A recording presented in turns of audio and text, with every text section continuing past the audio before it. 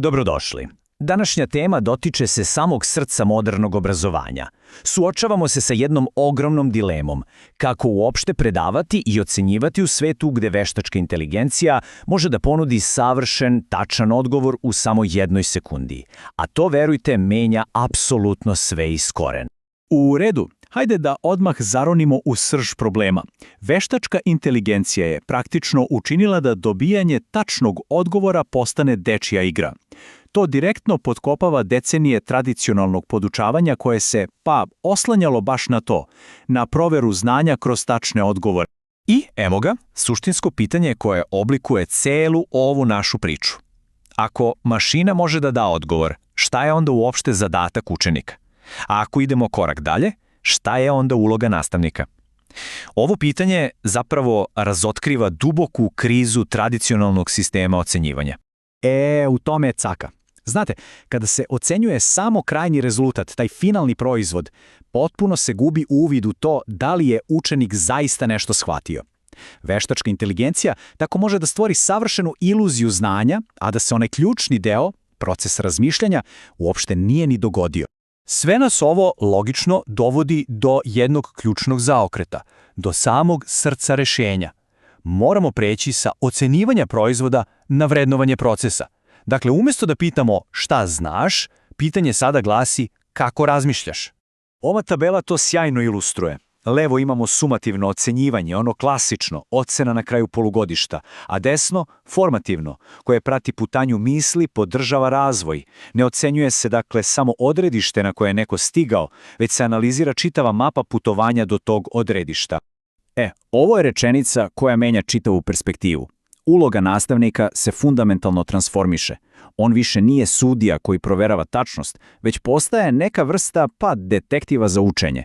Neko ko istražuje i zaista razume kako se odvija proces razmišljanja kod učenika. Jednostavno, a tako moćno. Ako postoji jedna ideja koju treba poneti iz ove analize, to je ova. Proces iznad proizvoda. Fokus se pomera sa onoga što je na papiru na ono što se dešava u umu učenika. U redu, teorija zvuči odlično. Ali kako sve to izgleda u praksi? Hajde da pogledamo neke konkretne alate koji ovu filozofiju sprovode u delo. Pogledajmo ovu skalu.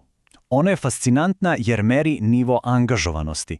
Nastavnik praktično posmatra da li je učenik na nivou 1, gde je pasivan i samo čeka da mu se da gotov odgovor, ili se penje ka nivou 5, onom heurističkom, gde samostalno istražuje, povezuje ideje i argumentuje svoje stavove. Ključno je, ne ocenjuje se tačnost, već dubina kognitivnog napora. A ova rubrika ide još dublje. Ona daje sasvim specifične kriterijume za procenu kvaliteta samog razmišljanja. Stvari kao što su razumevanje problema, logičko zaključivanje i obratite pažnju na posljednji red. Objašnjenje kako sam došao do odgovora. Tu leži pravo učenje. Pitanje je da li učenik može da objasni, da verbalizuje svoj misaoni put. A ovo je jedna genijalna tehnika za kraj časa. Zove se izlazna karta.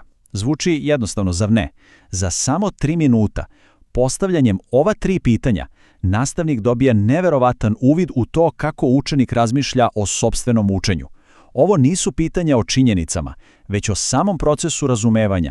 I šta nam sve ovo govori? Dolazimo do jedne duboke transformacije uloge nastavnika. On više nije samo neki puki prenosilac informacija. Postaje analitičar učenja i, što je još važnije, mentor razmišljanja.